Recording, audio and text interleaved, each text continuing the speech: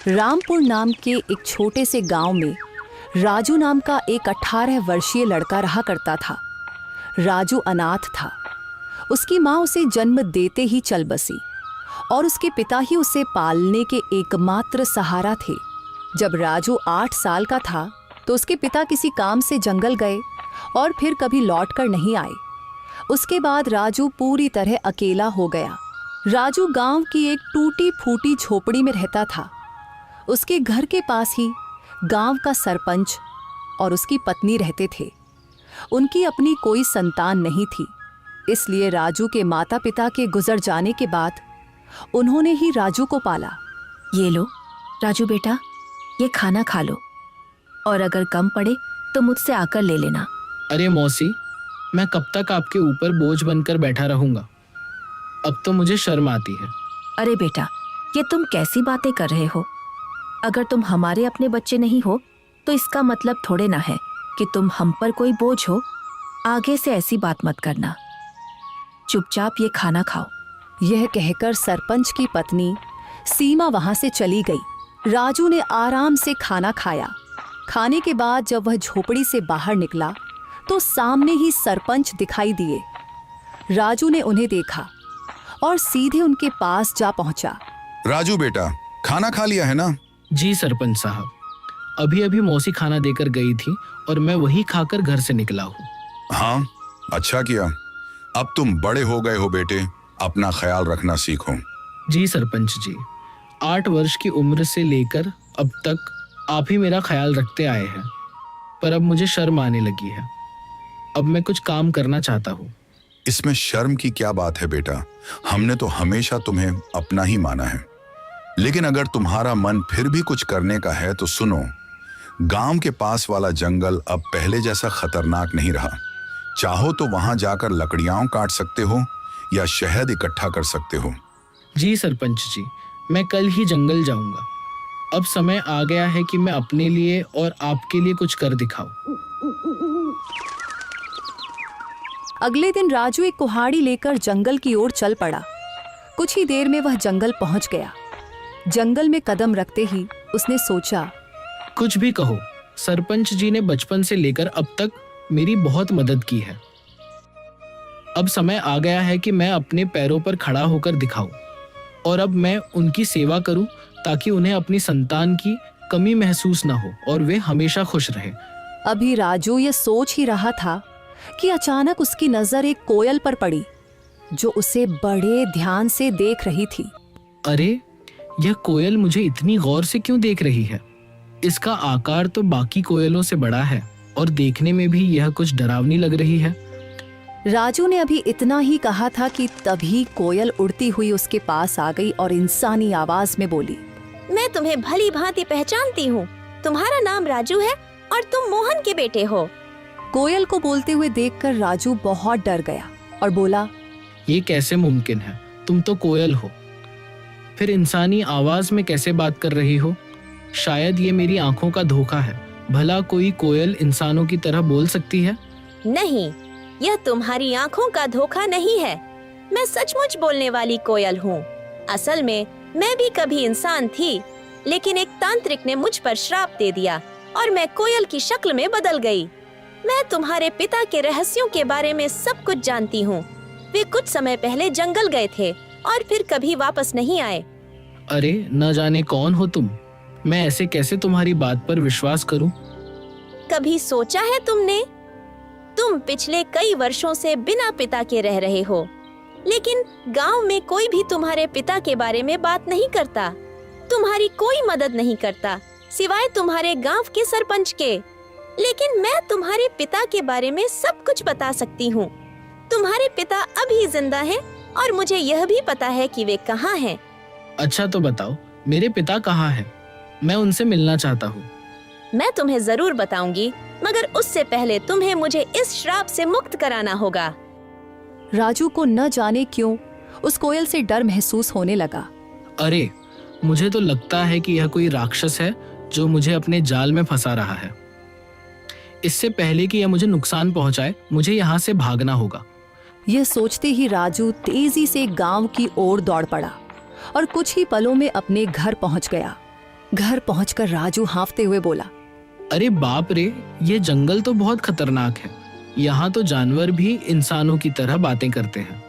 मुझे तो लगता है कि वह जरूर कोई राक्षस था। मैं अब कभी उस जंगल में नहीं जाऊंगा। अभी राजू ये सोच ही रहा था कि उसी समय सरपंच की पत्नी उसके लिए खाना लेकर आ गई और राजू को घबराया हुआ देखकर वह बोली, अरे राजू बेटा, ये घबराए हुए क्यों हो? और तुम्हें पसीना भी आ रहा है। सब खैरियत तो है ना? कुछ नहीं मौसी, बस थोड़ा सा सिर दर्द हो रहा था। अरे बेटा, अगर तबीयत ठीक नहीं है तो काम मत करो। लो, पहले ये खाना खा लो और थोड़ा आराम कर लो। राजू ने मौसी से सर दर्द का बहाना बनाकर सच्चाई छिपा ली। मौसी ने ज्यादा सवाल नहीं किए, बस खाना उसके हाथ में दिया और धीरे से कमरे से बाहर चली गई। राजू ने खाना खाया और सो गया। अगली सुबह जब राजू नींद से जागा तो उसके मन का डर समाप्त हो चुका था। वह अपने आप से बोला, अरे शायद मैं कल उस कोयल को बातें करते देखकर कुछ ज्यादा ही डर गया था, लेकिन अगर सोचूं तो उसकी बातों में सच्चाई नजर आती है। वह कोयल मेरे पिताजी के बारे में जरूर कुछ जानती है और यह भी सच है कि गांव में कोई मेरे पिताजी के बारे में बात नहीं करता। जब भी मैंने सरपंच जी से अपने पिताजी के बारे में पूछा, उन्होंने हमेशा बात टाल दी। बस इतना ही कहा कि मेरी माँ जन्म देते ही चल बसी और मेरे पिताजी कई साल पहले जंगल गए थे, जो फिर कभी वापस नहीं आए। मुझे उस जंगल में जाना चाहिए और उस कोयल को ढूंढकर अपने पिताजी के बारे में पूछना चाहिए। यह कहकर राजू जंगल की ओर चल पड़ा और कुछ ही देर में वह जंगल के उसी स्थान पर जा पहुंचा जहां कल उसे वह कोयल मिली थी। वह कोयल वहां पहले से ही मौजूद थी और राजू को देखकर उड़ती हुई सीधा उसके पास आ गई। मुझे पता था कि तुम जरूर आओगे, क्योंकि तुम भी अपने पिताजी मोहन की तरह ही बहादुर हो। मैं सिर्फ इसी वजह से आया हूँ क्योंकि मुझे अपने पिताजी से मिलना है। तुम कह रही थी कि तुम मेरे पिताजी के बारे में जानती हो, तो बताओ मेरे पिताजी कहाँ हैं? मुझे उनसे मिलना है। कल मैंने कहा था कि इसके लिए पहले तुम्हें मुझे इस श्राप से मुक्त कराना होगा, लेकिन तुम चिंता मत करो, मैं तुम्हारी मदद करना चाहती हूँ। तुम मुझे अपना दोस्त समझो। मैं जानती हूँ कि तुम बचपन से ही गरीबी से जूझ रहे हो और कभी-कभी इस बात पर तुम्हें शर्म भी आती है। यह सुनकर राजू उदास होकर बोला, हाँ, तुम बिल्कुल सही कह रही हो। मैं सचमुच गरीब हूँ। बचपन से ही सरपंच जी और उनकी पत्नी ने मुझे पाला है, लेकिन अब हर वक्त उन पर बोझ बनकर रहना मुझे अच्छा नहीं लगता। मैं चाहता हूँ कि अब मैं खुद कमाऊं, ताकि वे दोनों चैन से बैठकर खाएं और खुश रहें। अगर तुम चाहो तो मैं तुम्हें धन कमाने का रास्ता दिखा सकती हूँ। अच्छा, मगर वह कैसे? तुम मेरी मदद कैसे कर सकती हो? मैं इस जंगल के सारे रहस्यों को जानती हूँ। आओ मेरे साथ चलो। ये कहकर कोयल उड़ चली और राजू उसके पीछे पीछे चल पड़ा। चलते चलते कोयल राजू को एक गुफा के अंदर ले गई। उस गुफा के बारे में किसी को कुछ पता नहीं था, क्योंकि यह जंगल पहले बहुत खतरनाक माना जाता था। इसीलिए लोग इस जंगल में आना पसंद नहीं करते थे। गुफा के अंदर जाते ही राजू की नजर एक बक्से पर पड़ी। अरे, इस बक्से में क्या है? मैं अभी इसे खोलकर देखता हूँ। जब राजू ने उस बक्से को खोला तो उसमें बेहिसाब हीरे जवाहरात निकले। उन्हें देखकर राजू हैरानी से बोला, अरे बाप रे, इस बक्से में तो ढेर सारे हीरे जवाहरात हैं। ये सब सामान किसका है? तुम पहले धनवान बनो, फिर मैं तुम्हें बताऊंगी कि मैं इस श्राप से कैसे मुक्त हो सकती हूँ।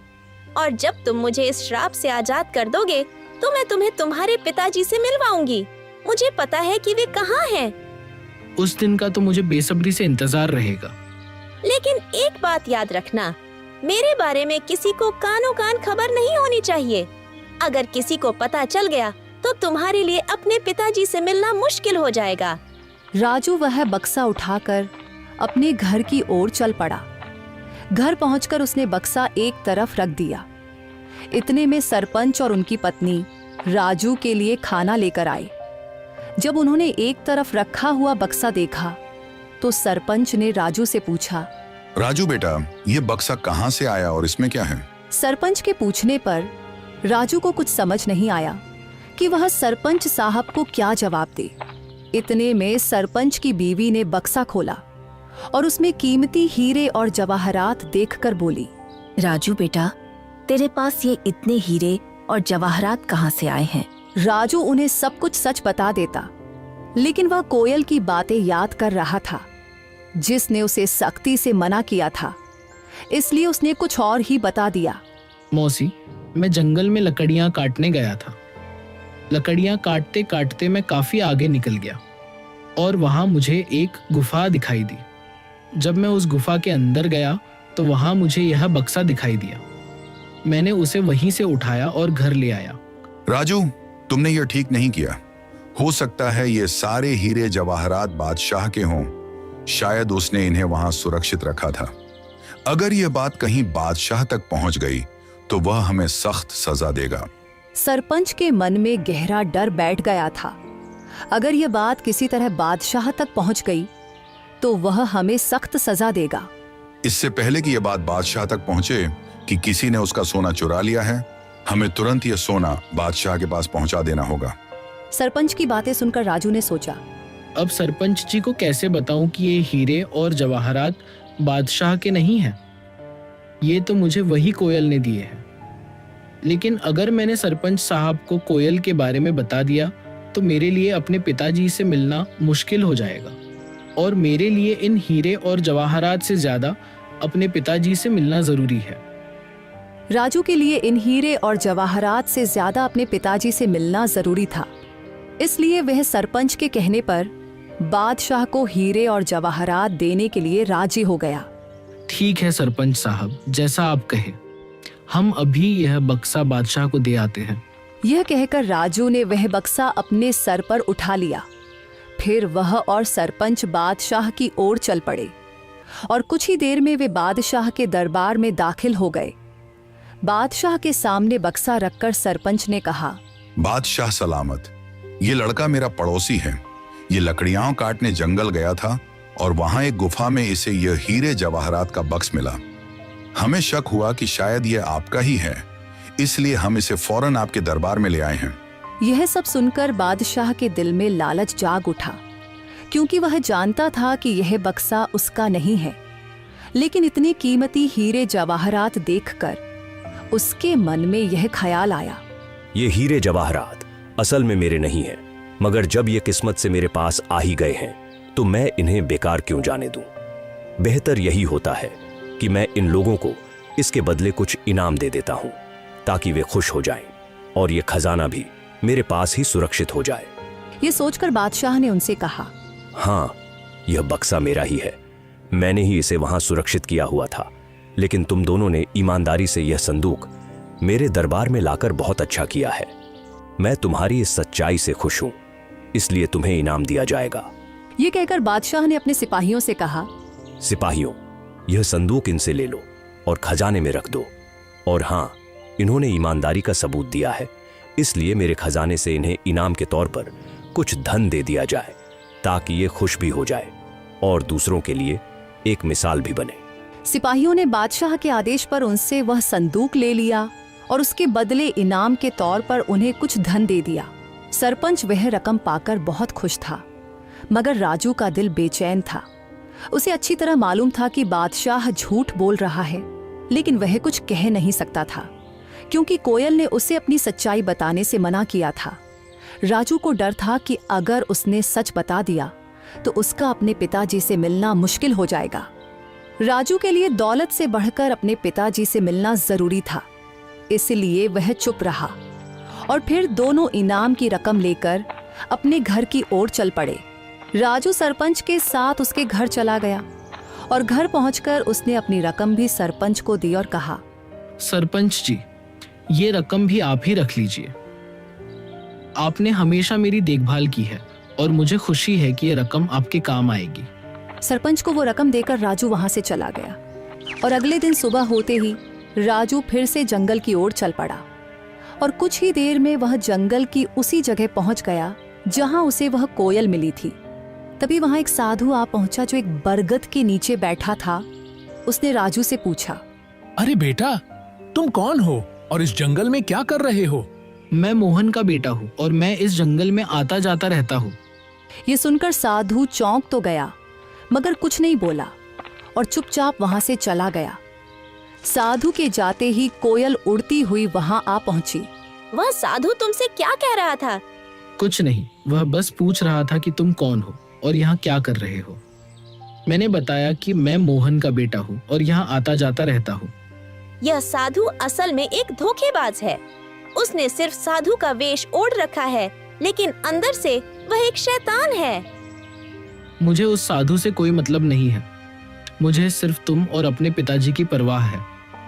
बस तुम बताओ कि मैं तुम्हें उस श्राप से कैसे मुक्त करवा सकता हूँ। अच्छा, तो चलो फिर मेरे साथ। वह राजू को एक गुफा के अंदर ले आई जहां एक शीशे की बोतल पड़ी थी जिसमें जल भरा हुआ था।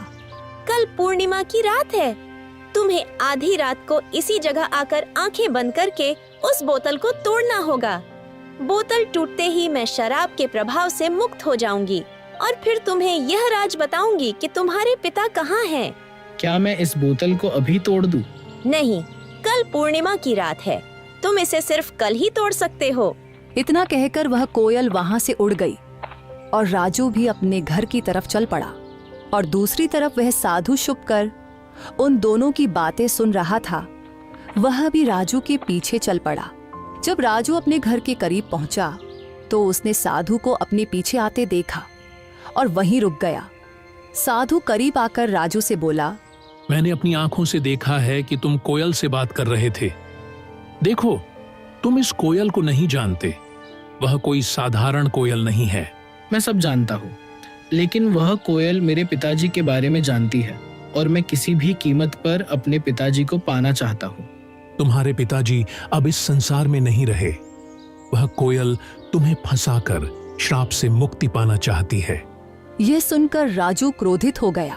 अरे साधु महाराज, मैं साधुओं का सम्मान करता हूँ मगर तुम्हारे जैसे पाखंडी साधुओं का नहीं। याद रखो, इसके आगे मैं एक भी शब्द बर्दाश्त नहीं कर सकता।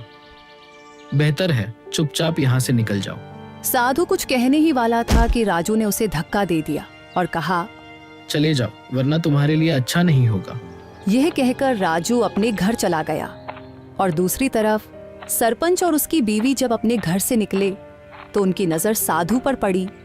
वे दोनों साधु के पास आए और सरपंच ने साधु से कहा, अरे साधु महाराज, आप यहाँ क्या कर रहे हैं? मैंने राजू को सच्चाई बताने का प्रयास किया, लेकिन वह सुनने को तैयार ही नहीं हुआ और वह उस कोयल को श्राप से मुक्त करवाना चाहता है।